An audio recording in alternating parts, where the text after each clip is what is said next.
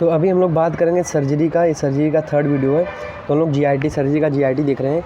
तो सबसे पहले हम लोग इसमें बात करते हैं कि जो जीआईटी सर्जरी है उस पर हम लोग ने देख लिया था पहला वाला हम लोग ने देख लिया था ईसोफेगस। तो ईसोफेगस में हम लोग ने जो देखा ईसोफेगस एट्रेजिया देखा और ट्रैकियो टीएफ देखा, यानी कि ट्रैकियो ईसोफेजियल फिस्टुला देखा। उसका हम लोग ने मैनेजमेंट देखा।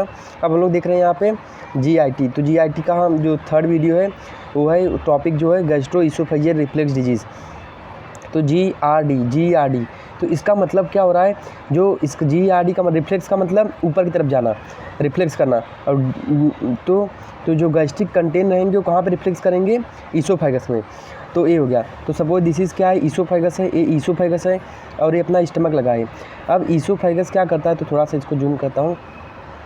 अब ईसोफेगस क्या करता है, कुछ गैस्ट्रिक म्यूकोसा सिक्रेट करता है। गैस्ट्रिक म्यूकोसा जो यहाँ पे होता है वो एंजाइम और एचसीएल सिक्रेट करता है ताकि खाना डाइजेस्ट हो जाए।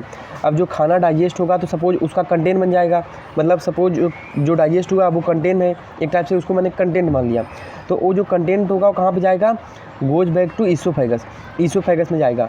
अब वो ईसोफेगस में जाएगा तो सिंस वो क्या हो गया, उसको जाके वो कहाँ पे जाएगा, म्यूकोजल सरफेस इरिटेट करेगा, म्यूकोजल सरफेस को इरिटेट करेगा। ईसोफेगस में जाके जो ईसोफेगस की म्यूकोसा वाला सरफेस है उसको इरिटेट करेगा। तो वहाँ पे क्या होगा, एपिगैस्ट्रिक पेन होगा। तो दिस इज़ वेरी इंपॉर्टेंट और बहुत ही आसान है ये। उसके बाद अगर जीआरडी परसिस्ट कर रहा है, अगर इसको ट्रीट नहीं किया गया तो एक कंटिन्यूअस पेन होगा पेशेंट में। और क्या हो सकता है, और उसमें म्यूकोसल इरोजन भी हो सकता है। वहाँ पे इरोजन मतलब एपिथेलियल लेयर वहाँ पे निकल जाएगी। अल्सर हो सकता है वहाँ पे, फिर ब्लीडिंग हो सकता है, ब्लीडिंग होगा, बर्निंग सेंसेशन होगा और चेस्ट पेन होगा। अब इसको क्लिनिकल फीचर हम लोग देखते हैं। तो हार्ड बर्न होगा, रेट्रो स्टर्नल पेन होगा। रेट्रो स्टर्नल पेन का मतलब, रेट्रो मतलब बिहाइंड और स्टर्नल मतलब अपना स्टर्नम बोन। तो स्टर्नम के बिहाइंड में क्या होगा, पेन होगा। और एक ऐसा इसको मिमिक करेगा हार्ट अटैक जैसा, जैसे हार्ट अटैक आता है जैसा पेन करता है सेम वैसा ही। उसके बाद डिस्फेजिया होगा, मतलब क्योंकि वहाँ पे खाना होना रहेगा तो खाना निकलने में प्रॉब्लम होगा, तो डिस्फेजिया होगा, डिफ़िकल्टी इन स्वॉलोइंग। उसके बाद हेमेटोमेसिस होगा। हेमेटोमेसिस मतलब क्या होता है, ईसोफेगस से ब्लीडिंग आना।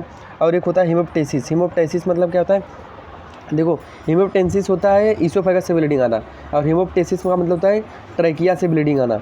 तो और भी जैसे इसके और कौन सी बीमारी जिससे ट्रैकिया से ब्लीडिंग आ सकते हैं, जैसे लंग कैंसर हो गया, टीबी हो गया। ये सब की वजह से, और ट्रैकियोस्टोमी कर दिया तो ये सब की वजह से क्या होता है, हेमोप्टाइसिस हो सकता है। तो ये हो गया। तो ये दोनों डिफरेंट भूलना नहीं अपने को। उसके बाद इन्वेस्टिगेशन क्या कराएंगे, तो सबसे पहले बेसिक इन्वेस्टिगेशन जैसे सीबीसी, एलएफटी, आरएफटी। उसके बाद ECG to rule out the MI. तो कोई भी चेस्ट पेन लेके आए तो उसका एक ईसीजी करा ही लेना रहता है, क्योंकि रूल आउट करना रहता है हम लोग को एमआई। उसके बाद मेन क्या होता है, एंडोस्कोपी कर लेते हैं हम लोग, ईसोफेगस में डाल के कैमरा डाल के देखते हैं कि वहाँ पे अल्सर वगैरह है क्या, कैसी कंडीशन उसकी। और एक मोनोमेट्रिक स्टडी होता है। और एक हम लोग इसमें बेरियम सॉलो भी कर सकते हैं कि हम लोग बेरियम पिला के उसको एक्सरे ले लेते हैं और ईसोफेगस का हम लोग कंडीशन देख लेते हैं क्या होता है वो।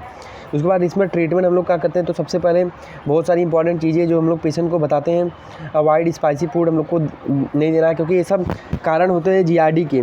तो अवॉइड स्पाइसी फूड, कॉफ़ी और ब्यूरेज, हॉट ब्यूरेज मतलब गर्म खाना उसको नहीं खिलाते हैं।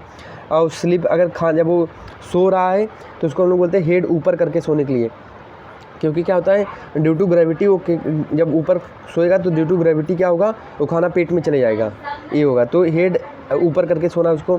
वेट रिडक्शन करना है उसको, क्योंकि ओबीस पेशेंट में ये प्रॉब्लम बढ़ जाती है। और वॉक करना आफ्टर मील, तो खाने के बाद उसको तुरंत ही वॉक करना है, उसको लेटना नहीं है। तो याद रखना, don't sleep just after taking meal, मतलब तुरंत खाने के बाद उसको सोना नहीं है, ये उसको पेशेंट को बोलना है। और टेक स्मॉल मील और मल्टीपल टाइम उसको लेना रहता है। उसके बाद एंटा एसिड हम लोग देते हैं, जैसे न्यूट्रलाइज कर देता है एसिडिक कंट्रोल को, जैसे डाइजिन सिरप वगैरह हो गया, जेलुसिल हो गया, तो ये सब। उसके बाद पीपीआई हम लोग देते हैं, जैसे पेंटाप्रोजोल हो गया, ओमिप्रोजोल हो गया, पेंटाप्रोजोल हो गया। और उसके बाद H2 ब्लॉकर हम लोग दे सकते हैं, जैसे रेंटिक हो गया, जेंटिक हो गया, ये हो गया। उसके बाद प्रोकाइनेटिक ड्रग हम लोग कुछ देते हैं, क्योंकि जो कंटेन है वही तो रिफ्लेक्स कर रहा है, और हम लोग कंटेन को निकाल देंगे तो क्या होगा, रिफ्लेक्स होएगा नहीं। तो वो हम लोग प्रोकाइनेटिक मतलब जो गैस्ट्रिक मोटिलिटी को इंक्रीज करता है, जो जीआई मोटिलिटी को इंक्रीज करता है, जैसे टैबलेट पेरीनॉर्म हो गया, ये सब हो गया, जैसे मेटाक्लोप्रोमाइड हो गया। तो ये सब गैस्ट्रिक, जैसे डोमपेरिडोन हो गया, तो ये सब इसका ब्रांड नेम है वो। उसके बाद हम लोग लास्ट ऑप्शन इसमें सर्जरी कर देते हैं, जो कि 10% में ही करते हैं बेसिकली। तो सर्जरी हम लोग इसमें कौन सा करते हैं, इस सर्जरी मैं इसको बताता हूँ थोड़ा सा। सर्जरी होता है फंडोलाइगेशन, तो फंडोलाइगेशन हम लोग कर देते हैं। तो हम लोग देखते हैं फंडोलाइगेशन क्या होता है। तो व्हाट इज दिस इज फंडोलाइगेशन क्या होता है। तो सर्जरी का नाम क्या है, फंडोलाइगेशन।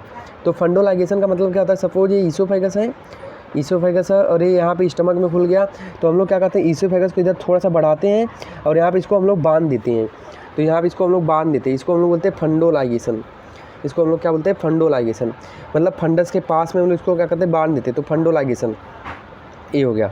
तो this all about the gastroesophageal reflux disease. तो हम लोग ने जीआरटी का सर्जरी का 3rd वीडियो था, तो ये कंप्लीट हो गया जीआरटी।